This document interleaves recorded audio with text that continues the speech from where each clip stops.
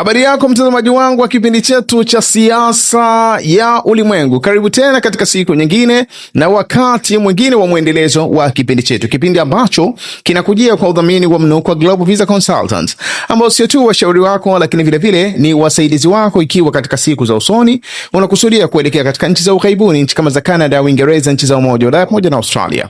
Unaweza kuwasiliana nao kupitia namba zilizoko chini ya tangazo kwa msaada, ushauri pamoja na mwongozo. Tukielekea katika uchambuzi wetu wa leo, bila shaka macho ya dunia yameelekea katika mji wa Munich nchini Ujerumani, na hasa jicho linatazama zaidi katika kikao kinachoendelea ndani ya mji husika, kikao kinachojulikana kama Munich Security Conference. Ni kikao ambacho kwa kawaida huwa kinahusisha wajumbe kutoka nchi mbalimbali ambao kwa kawaida huwa wanaalikwa katika kikao husika. Lakini licha ya kukusanya maafisa kutoka katika nchi mbalimbali duniani, vile vile huhusisha maafisa waandamizi kutoka katika makampuni mbalimbali ambayo huwa yanahusika katika masuala ya kiusalama kama utengenezaji wa mifumo ya kiusalama na ulinzi, lakini vile vile makampuni ambayo yanahusika na uzalishaji wa silaha duniani. Yote vile vile au kwa kiwango kikubwa vile vile hupewa mialiko kuhudhuria katika kikao husika. Kikao ambacho kinatarajiwa kuisha siku ya kesho baada ya kuwa kilianza siku ya jana. Kupitia kikao hiki dunia inaanza kushuhudia au inaendelea kushuhudia uelekeo mpya au matarajio ya uelekeo mpya wa dunia kutokana na mitazamo mbalimbali ambayo imekuwa ikitolewa na baadhi ya maafisa kutoka katika nchi kubwa duniani au nchi zenye ushawishi zaidi duniani, na baadhi ya kanda ambazo zimekuwa zina ushawishi kwa muda mrefu katika siasa za dunia. Na nazungumzia maafisa kutoka katika nchi kama ya Marekani, maafisa kutoka katika sehemu za Umoja wa Ulaya, lakini vile vile baadhi ya mitazamo kutoka kwa maafisa kutoka katika nchi kama ya China na maeneo mengine.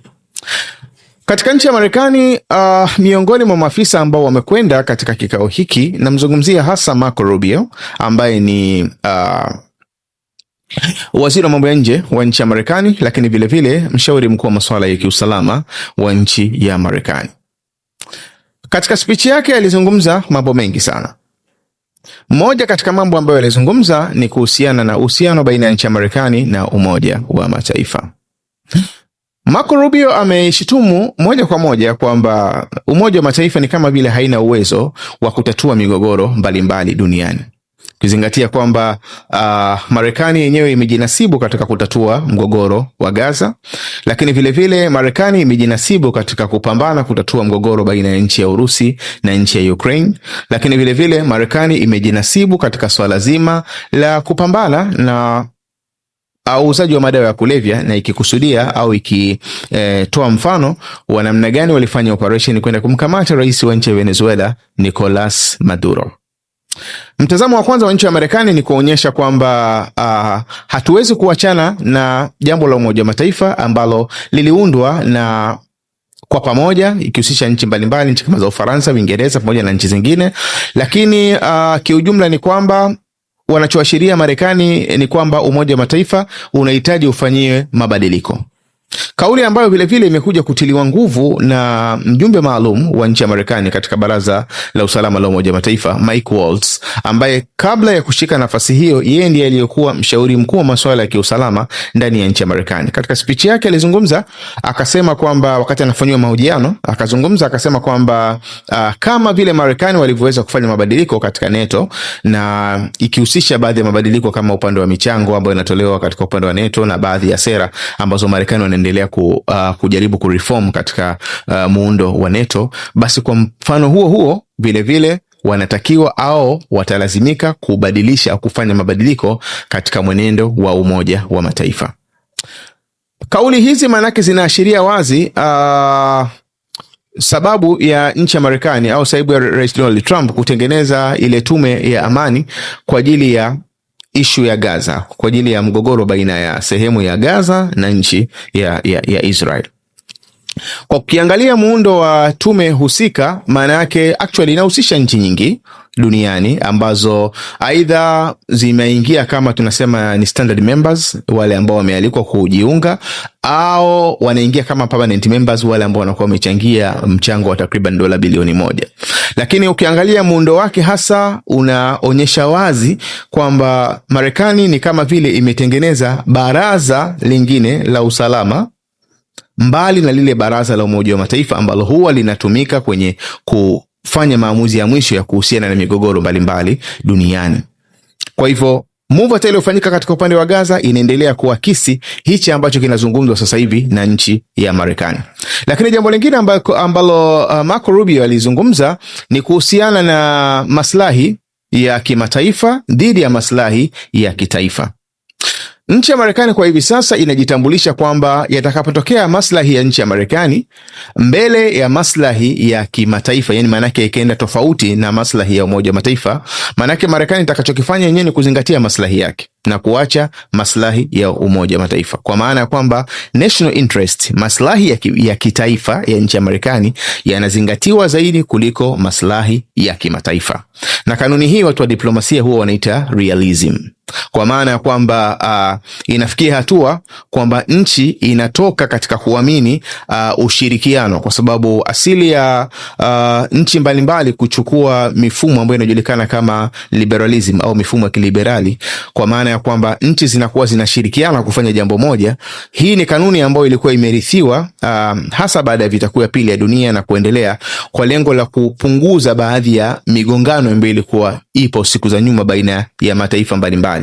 Maana yake mnapokuwa mmefanya project moja au mradi mmoja, labda mmetengeneza bomba la gesi au mmefanya jambo fulani la makubaliano fulani ya kibiashara, maana yake kwa sababu wote mna share zile interest au mna share maslahi, inakuwa ni ngumu kuingia katika migongano kwa kutarajia kwamba upande mmoja utakapokuwa hauhusiki tena na ule mpango, maana yake upande mwingine utaathirika kwa upande mmoja au mwingine. Lakini mwenendo wa Marekani ambao wamekuwa wanaenda nao sasa hivi ndio wanaita realism, kwa maana ya kwamba nchi inaangalia zaidi ile maslahi yake zaidi kuliko maslahi ya kitu kingine. Lakini ukiachilia mbali hapo, katika upande mwingine, kwa kutumia kanuni hiyo hiyo, maana yake Marekani anachojaribu kutuonyesha sasa hivi au kuionyesha dunia ni kwamba kuwepo kwa amani sasa hivi kuna ashiria ni maandalizi ya kuelekea katika vita, na kuwepo katika vita sehemu yoyote manake ni kuashiria kwamba ni maandalizi ya kuelekea katika amani. Na hii ni kanuni muhimu katika hiyo kanuni ya realism, kwamba Marekani sasa hivi ukiangalia wanafanya uwekezaji mkubwa sana katika upande wa jeshi. Ukiangalia bajeti imeongezeka ya jeshi kutoka katika takriban kwenye dola trilioni 1 kwenda katika dola trilioni 1.5, maana yake imeongezeka kwa zaidi ya 50% bajeti ya masuala ya kiulinzi ya nchi ya Marekani. Kwa maana ya kwamba sasa hivi Marekani amani ambayo ipo duniani wanaamini kwamba ni maandalizi ya kuelekea katika mgogoro mkubwa kwa kutumia kanuni hiyo hiyo. Kwa hiyo ni kanuni ambayo inaakisi kwamba Marekani sasa hivi maslahi yake yanatangulia mbele kuliko maslahi ya kitu kingine chochote, na hata kama atatokea maslahi ya Umoja wa Ulaya mbele ya maslahi ya Marekani, manake Marekani anaweza akazingatia maslahi yake zaidi kuliko kuzingatia maslahi ya Umoja wa Ulaya au mshirika mwingine yoyote. Na hili vile vile tunaanza kulipatia picha zaidi hata katika usuluhishi wa mgogoro wa nchi ya Ukraine pamoja na nchi ya Urusi. Ukiangalia fikra ya nchi ya Marekani bado inaamini kwamba kuna juhudi inatakiwa ifanyike katika kutatua mgogoro baina ya nchi ya Marekani, nchi ya Urusi pamoja na nchi ya Ukraine. Lakini wakati juhudi hizi zinafanyika, upande wa pili Marekani amekuwa akiendelea kufanya majadiliano ya kuhusiana na masuala ya kibiashara baina yake na nchi ya Urusi. Na ukizingatia kwamba takriban imepita wiki, nchi ya Urusi walitoa package ambayo inajulikana kama Dmitriev package, ikiakisi jina la mwakilishi maalum wa nchi ya Urusi katika masuala ya actually ya kibiashara, inajulikana kama Dmitry Kirillov, ambaye amekuwa akifanya majadiliano na nchi ya Marekani ya kibiashara.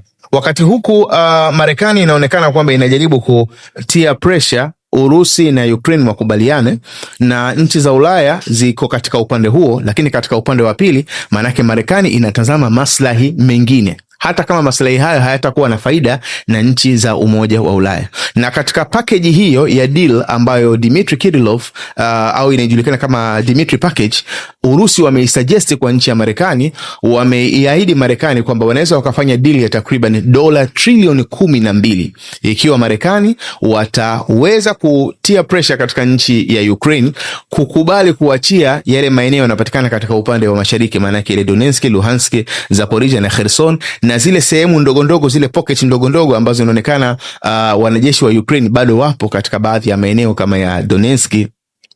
Basi wakikubali kutoka katika maeneo hayo, Urusi wenyewe watafanya deal na Marekani ya takriban dola trilioni 12.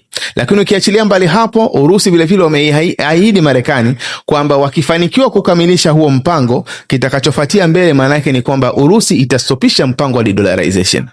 Urusi watarudi katika system ya kutumia dola katika upande wa masuala ya kibiashara.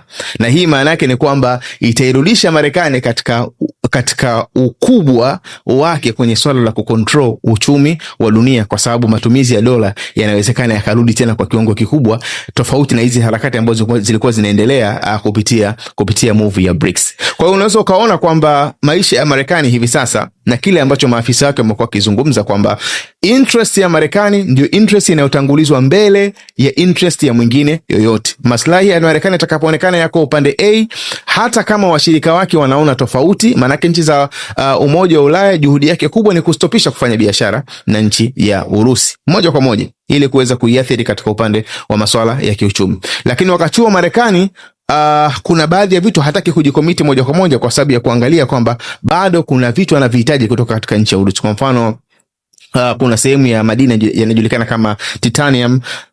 Marekani wamekuwa wakihitaji kwa sababu ni madini ambayo yana matumizi mengi hasa katika masuala ya kiusalama. Na hata ukiangalia kwa mfano ndege zile wanaita F-35 za nchi ya Marekani, silaha ambazo zinatumika pale ni silaha ambazo kwa kawaida zinaweza kwenda katika speedi ya takriban 80% ya speedi ya sauti, kama 0.8 ya Mach ile ya speedi ya sauti.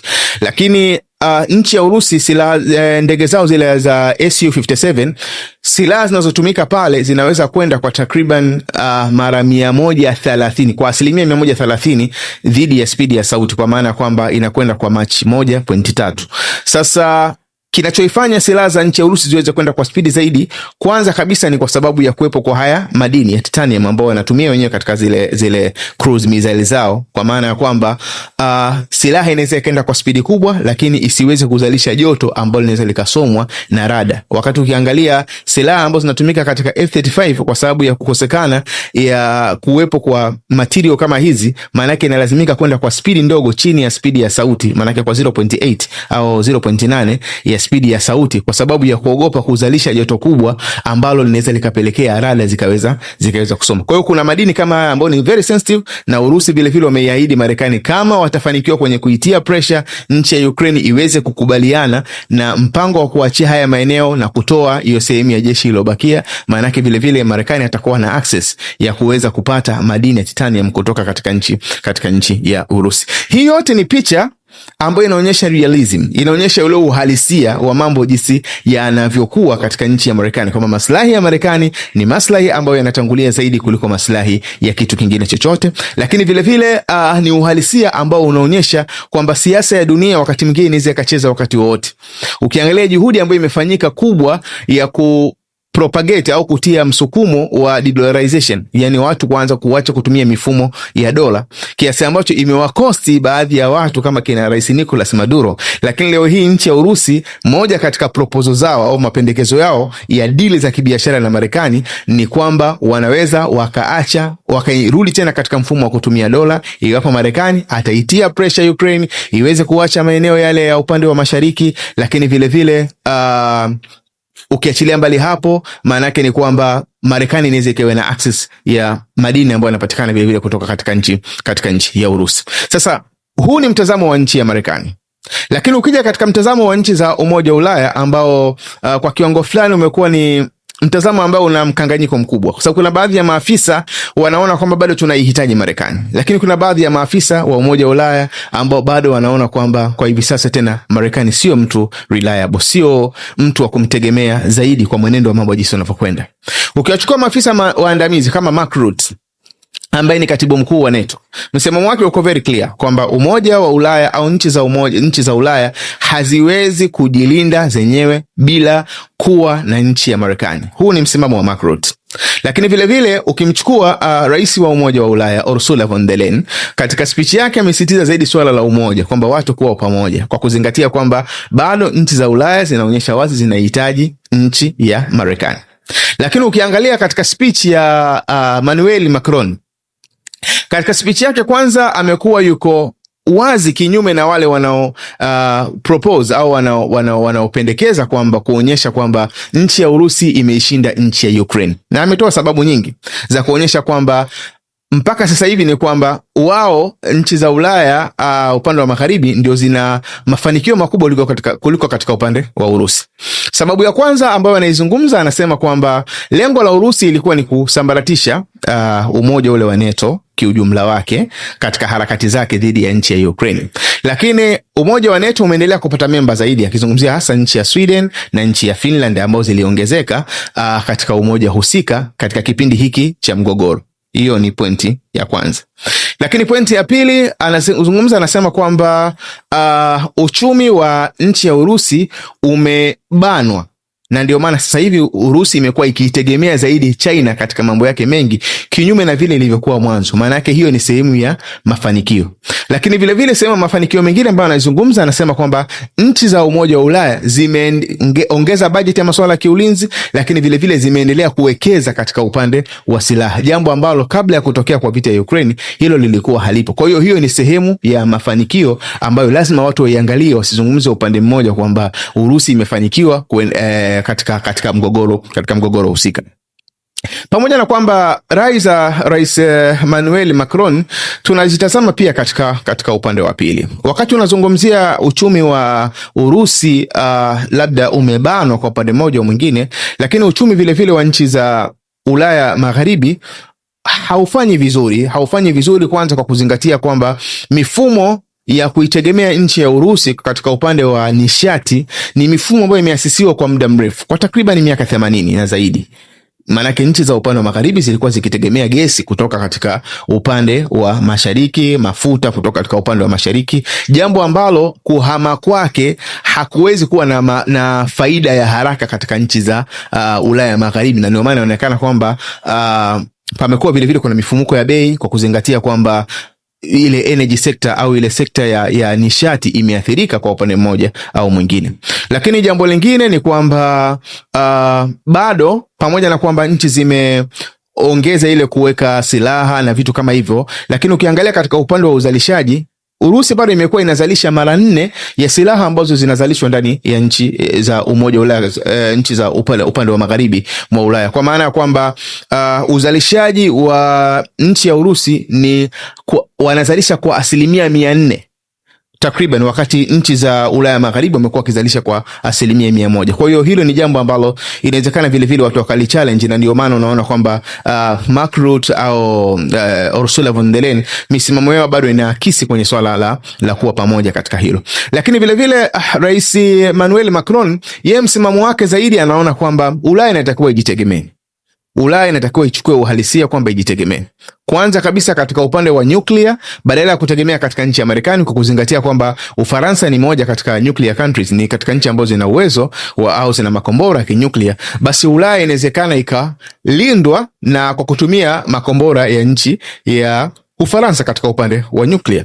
Ukiachilia mbali kwamba mahesabu yao katika upande wa bajeti za masuala ya kiulinzi, ikiwa wataendelea kupandisha ile kiwango cha ulinzi kama vile ilivyokuwa inakuwa inapendekezwa na Marekani kwamba kila nchi ichukue pato ghafi la taifa ile GDP takriban 5% ndio iingie katika masuala ya kiulinzi na usalama, maana yake wanakadiria kwa miaka 10 ijayo watakuwa wana bajeti sawa na bajeti ya nchi ya Marekani.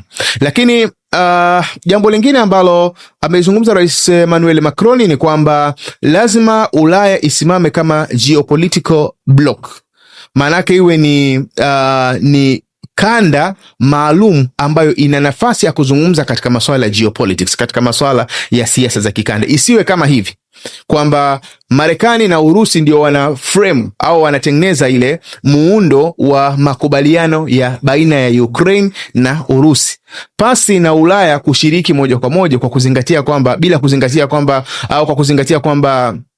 nchi za Ulaya kwa hivi sasa ndio zimekuwa zinatoa mchango mkubwa katika nchi ya Ukraine, kwa maana kwamba hata silaha zinazotoka Marekani kwenda katika nchi ya Ukraine, maana yake asili yake ni kwamba nchi za Ulaya ndio zinazotoa pesa kununua zile silaha na kuikabidhi nchi ya Ukraine. Kwa hivyo kuwekwa pembeni katika swala la makubaliano ya amani baina ya nchi ya Urusi na nchi ya Ukraine ni jambo ambalo kiuhalisia haliwezi kukubalika. Na ndio maana moja katika kauli yake amezungumza Rais Emmanuel Macron ni kwamba hakuna amani inaweza kupatikana baina ya nchi ya Ukraine na nchi ya Urusi bila Ulaya kushiriki katika meza ya mazungumzo. Kwa hivyo ukiangalia muundo wa mazungumzo ya Rais Emmanuel Macron ni mazungumzo vile vile yanayoakisi kwamba kwanza kabisa Marekani sasa hivi sio kuitegemea, kwa kuzingatia vile vile na kule ambazo zimekuwa zikikaririwa na baadhi ya maafisa waandamizi wa nchi ya Marekani. Hiyo ni point number 1. Lakini point number 2, amekuwa akionyesha kwamba nchi za Ulaya zinatakiwa ziamke, maana yake kwamba zianze kutazama maslahi yake kinyume na hali jinsi ilivyo hivi sasa, kwa sababu kwa mazingira yaliyoko sasa hivi maana yake ni kwamba Ulaya imekuwa ni kama umoja ambao hauna nafasi katika mijadala ya kimataifa. Ukiangalia mgogoro baina ya nchi ya Ukraine na nchi ya Urusi, kiasili ulikuwa ni mgogoro baina ya Marekani na Urusi, na ndipo walipoamua kuitumia Ukraine, kwa sababu suggestion ya tekniki hii au pendekezo la tekniki hii lilishapelekwa miaka ya nyuma, kipindi cha awamu ya kwanza ya Rais Donald Trump. Hakukubaliana nalo pendekezo hilo la kuitumia Ukraine kwa ajili ya kuidhoofisha nchi ya Urusi. Hilo hakukubaliana nalo. Ndio maana alipokuja Joe Biden, tekniki hiyo ikafanyiwa kazi na mwisho wa siku haikuwa na matunda. Alipokuja awamu ya pili, Rais Donald Trump akawa hataki kabisa kuonyesha kwamba yuko pamoja na move hiyo, na ndio maana amekuwa amejitoa kwa kiwango kikubwa na amewaacha nchi za Umoja wa Ulaya ziweze kuendelea kupambana na huo mgogoro ambao kiuhalisia uonyeshi kama una faida kubwa sana kwa nchi za Ulaya, kwa sababu zimekuwa zinalazimika kuchangia pakubwa katika mgogoro ambao mwisho wa siku unaonyesha wazi kabisa kwamba mifumo ya kiulinzi ya nchi ya Ukraine ni midogo, lakini vile vile miundombinu muhimu kama ile ya uzalishaji wa nishati katika sehemu za uzalishaji wa umeme, gesi zimeathirika kwa kiwango kikubwa, na hii ni kuonyesha kwamba Urusi wako katika full total war, maana yake wapo katika vita kamili. Sasa ukiangalia muundo wa mazungumzo kiujumla yanayoendelea ndani ya kikao cha Munich Security Conference yanaashiria wazi kwamba Marekani haizingatii Ulaya hasa kama ni memba muhimu katika mahitaji yake kwa hivi sasa. Na hii maana yake inatupa taswira ya kwa nini Marekani amekuwa akiwekeza nguvu nyingi sana hasa katika Western Hemisphere, katika upande wa magharibi, katika nchi za Amerika, kwa maana ya kwamba huko Canada amekuwa akiitia pressure, kwa mfano ilivyotaka kufanya biashara na nchi ya China, kaitia pressure kwa kiwango kikubwa, au focusing yake imekuwa katika sehemu kama Greenland, lakini vile vile katika sehemu kama za Venezuela. Haya maeneo yote ya upande wa Western Hemisphere, katika upande wa dunia ile ya magharibi, tunategemea Marekani ataendelea kuongeza nguvu nyingi sana, kwa sababu ndio sehemu ambayo inaonekana sasa hivi anakusudia zaidi kwenda kuwekeza huko. Lakini haya maeneo mengine maana yake ni kujaribu tu kuingia na kuharibu baadhi ya mifumo ambayo inaonyesha wazi kwamba labda inaweza isiwe na maslahi moja kwa moja na nchi ya Marekani. Lakini sasa hivi nchi za Ulaya sio priority, maana yake sio jambo ambalo Marekani analitanguliza mbele zaidi ukilinganisha na maslahi yake pindi yanapokuwa yamegongana na maslahi ya nchi za Ulaya. Lakini vile vile tukiangalia katika upande wa nchi za Ulaya, manake hali inaonyesha wazi kwamba mazingira ya nchi za Ulaya sasa hivi ni mazingira magumu, ni mazingira ambayo wanalazimika kuanza kutoka katika mifumo ambayo wameishi nayo kwa zaidi ya kwa takriban miaka 80. Manake toka katika kipindi cha Second World War, katika vita kuu ya pili ya dunia, wamekuwa wakiishi nayo na wamekuwa wakitegemea Marekani kama ni sehemu ya mlinzi wa nchi za Ulaya Magharibi. Lakini kwa mwenendo jinsi unavyozidi kwenda, Marekani anaweza akapita mbele pale anapoona kwamba kuna maslahi, lakini panapokuwa hakuna maslahi, maana yake hawezi kupita mbele. Lakini jambo la tatu ambalo vile vile tunaliona ni kwamba nchi za Umoja wa Ulaya zinaendelea kuonekana ni dhaifu kwa sababu ya kukosekana kwa makubaliano ya pamoja au mitazamo ya pamoja. Maana yake ukiangalia nchi kama ya Ufaransa ni moja katika core members, lakini ukiangalia mawazo yake yako tofauti na baadhi ya maafisa andamizi wa nchi za au ile Umoja wa Ulaya kiujumla wake katika upande wa magharibi. Lakini vile vile hata ukiangalia speech ambayo imetolewa na Friedrich Merz ambaye ni kansela wa nchi ya Ujerumani, pia inaakisi.